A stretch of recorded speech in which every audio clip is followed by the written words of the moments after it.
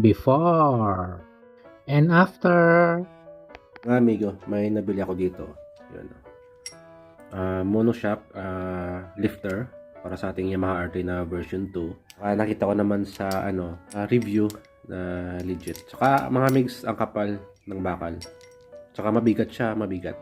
At dito pala mga amigo ay tinanggal ko muna yung mga side fairings niya. Tsaka plano ko rin na tanggalin yung upuan niya para makuha natin yung tornilyo dun sa taas. At dito mga amigo, malapit sa shock natin. At kung makikita niyo mga amigo, lapat na lapat yung paa natin dito sa lupa. Actually 5'8 yung height natin at gusto ko kasi na parang tiptoe talaga yung paa natin dito. At kailangan din pala natin na tanggalin yung ating tire hugger dito. Tinanggal pa natin yung upuan dito, tsaka yung fairings, kabilaan yan, para maabot natin to. Kasi kailangan natin na matanggal to para may kabait natin yung ating extension dito na monoshock lifter. So excited ako mga megs, kaya tara, gawin na natin. So yun mga amigo, no, tinali muna natin yan, tapos nilagyan natin dito ng suporta pa. Kasi nga, hindi natin mailalabas to hanggat hindi natin na ibaba to. Kasi mamaya, tatanggalin natin to para makababa to. Para mailagay natin yung ating ito. So, yung piston nito is pag ganun siya. Pag ganun yan. Pag ganun dapat siya. Yan. So, kaya tara. DIY mga migs.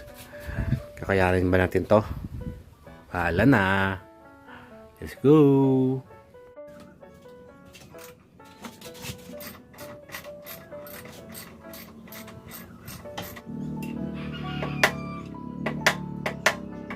At yun mga megs, na tanggal din natin. Yan, medyo pahirap pa lang talaga bumunot mga amigo. So ito na siya. Yan, binabad ko muna. Hirap lang talaga bunutin, kaya yung ginawa ko, pinukpo ko na lang gamit yung mahabang pilip pag ganun, para lumabas lang yung niya, para lumabas lang, tulak lang ng tulak. Tara.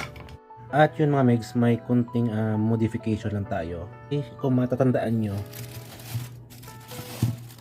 yung ito mga megs, mahaba kasi to yung sa stock natin.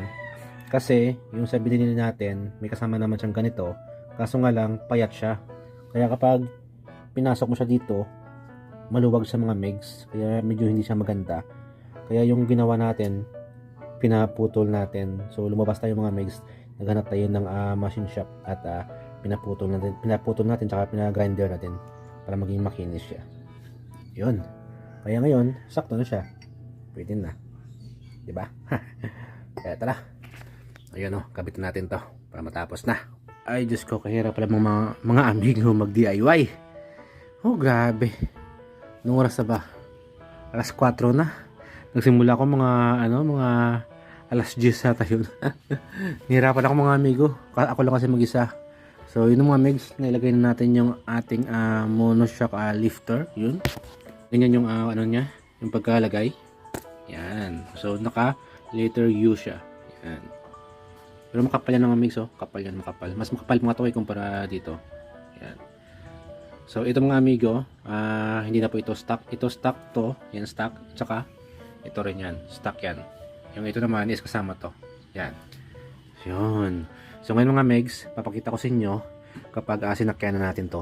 Dahil dati, nung wala pa tayong lifter, ay hindi tayo tiptoe. Lapat na lapat yung paa natin sa lupa. Ngayon mga megs, tingnan nyo yung diferensya. Ganda mga megs. Hindi ko pa nalagay yung upuan. Tsaka yung kanyang side fairings. Pero yan na.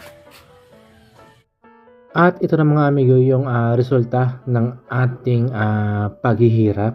Pinawisan talaga tayo mga amigo at nahirapan talaga tayo. Pero yun, all goods naman at masaya tayo doon natapos natin. So yun, mas umangas yung tindig ng ating Yamaha R3. At ito mga amigo, hindi na po lapat yung paa natin dito. Kaya all goods. Mego